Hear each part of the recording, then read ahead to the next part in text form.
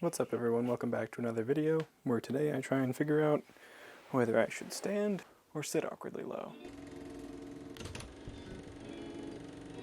So this video is a little bit different than what I usually do, but if you guys are interested in it, give this a like, whether it is cars or cameras, which is basically what this channel is going to become. If you guys are here for my car stuff, I have pulled the engine on the Civic and I will be doing some videos on that. If this is your first time on the channel, my name is Donald. I am mainly a car video channel, but because of all the stuff I've done with YouTube and everything, I've really gotten into photography recently. And since I uncovered my dad's old film cameras, I've really gotten into film recently. Also by watching some other film YouTubers, such as Grainy Days, King Japes, Matt Day, Negative Feedback, Bad Flashes. I've really gotten into film photography a lot more, and since we are all currently quarantined, I decided to make a video because I have nothing better to do. If you guys are here for more of the car stuff, I'm sorry, I'm going to be trying something a little bit different, but if you do like photography, this might be something you're into. I know I got into photography because of cars, because taking pictures of cars was cool to me, and then taking pictures with film of cars was a lot cooler because there's a nostalgic look to it that you can get, especially if you're shooting old cars, which I'll put up some sample pictures of stuff that I've done. I've been shooting regular photography for about a year and a half now. I never really got into it until about a year ago, and I've only been shooting on film for about 4 months, 6 months maybe. So like these two old Canons that I got from my dad, we both stumbled across them cleaning out our basement. Just like when we were cleaning stuff out, we were cleaning out our boiler room and we found an old 8mm projector. And inside of it, there were 3 reels of 120 film, which is medium format, which is not the same as 35mm film. This is 35mm film. This is what you would usually find in like a disposable camera, except usually you just send the entire camera back, but this is what is typically inside of it. So since I don't have a medium format camera, my dad's childhood friend who used to shoot film with him came by and dropped off his Super RicohFlex, which is a 6x6 120 film camera. It's a very interesting gear system on this. So as you spin the top one also spins, so that way your lenses are both in focus, so the one you're looking through and the one that you're actually going to shoot with are both in focus together. So something a little bit strange with this camera is that when you take a picture with it, you're going to be looking down at it like this, down into the lens, versus your typical SLR, which is like a normal camera where you put your eye to in order to see through. They have the cap off, obviously, to see anything.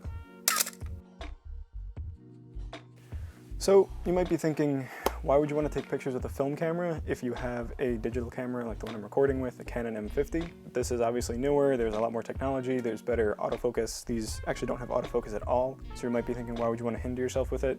But it's definitely a different experience. You have to slow down and you really have to be like into the picture in order to take it. There's just a different feel about it.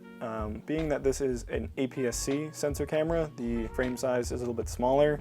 These are 35mm, which is what the base full frame sensor was made off of. So technically a higher megapixel picture, although it's really just resolution based. And it's basically all based on the scan that you get too. So the bigger sensor that you have, the more depth of field you can get. So that's why there's a full frame sensor look compared to an APS-C sensor. So the next step up would then be medium format. But because medium format cameras are pretty expensive to buy even for the most entry-level one, the other option is to buy a cheaper film medium format camera. So these film rolls are 6 centimeters wide and can go up to 9 centimeters in length depending on the camera. This one, however, is a 6x6, so it's a square aspect ratio. So I'll just show you guys really quickly on the screen a APS-C size sensor, full frame sensor, 6x4.5, 6x6, 6x7, and 6x9.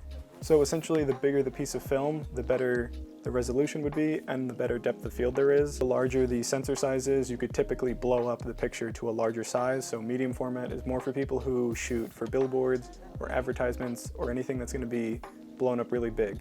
So this is a 6x6, like I just said a couple times. So no matter if you take it landscape or portrait, it's not going to look any different.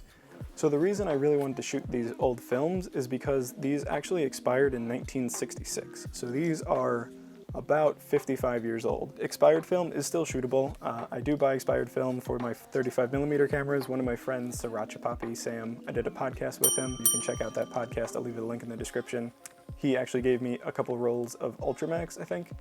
They expired in 2006, but they're definitely good. Two problems with this film though is that because it is so old, it is from 1966, C41, which is what you normally develop all your color film in, was not invented yet. So this is run off of something called C22, which they don't do anymore because I guess the chemicals are outdated or too dangerous or whatever it was. The place that I typically get my film developed, which is the dark room, does develop this but as black and white. So I might search around and see if anyone can develop this as a color negative. If you have not already subscribed, please do so and follow along with my cameras and my builds. You guys can follow both of my Instagram accounts. I will link them in the description as well, but I'll put them right here. The second issue I do have with this film, the take-up reel spindle hole, whatever it is called, is a little bit smaller than this one. So I'm going to have to punch this hole out bigger, maybe drill it out or something, so that way it'll actually fit onto these little buttons. So I think I'm just going to drill it out. This is totally just a random experiment, really. I have nothing better to do during quarantine, and it's the weekend now, so I don't have class. I was doing some investigation as to what was special about this film and why the spindle size was a little bit different. With this film, it is actually a different spool size than your typical 120. So Kodak's way of kind of pushing their film and their cameras together was to basically make film that only worked in Kodak cameras, such as like those older box film cameras like the Kodak Brownie. Essentially the only way that you could shoot this is with a 620 camera, or what I'm about to do. It is the exact same film that you would buy if you got the same film just with a 120 end on it instead.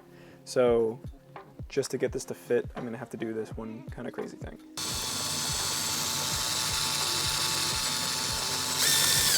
So this is the finished product. Really can't see too much of a difference, but it is the correct size now. Now when I load it onto here, it snaps into both sides and it fits and spins perfectly. This is going to be a learning experience in the fact that I've never used this camera before, I've never shot 120 before, and I've never shot a roll of film that was over 50 years expired. So this will definitely be kind of crazy. Hopefully the results are good, and hopefully I will have them developed in a relatively short time from when I recorded this video. Obviously with the whole quarantine thing, I know a couple places are still open, but at a very limited staff. So one thing I want to mention before I show you guys the pictures, I was unable to get them developed in color the place that I would have gotten them developed.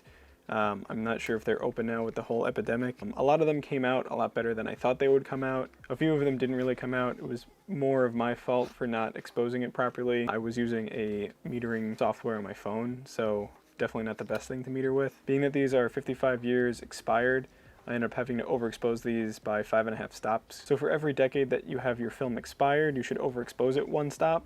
And being that this is supposed to be, I think, 80 ASA, so I ended up exposing this with an ASA of 3, which is just the lowest that I could do on my phone. I also did some post-processing, just a tiny bit, just to get the contrast up a little bit more. They came out a little bit washed out, but I think that was just from the scan. So enough talking about that, I'll show you guys those pictures now.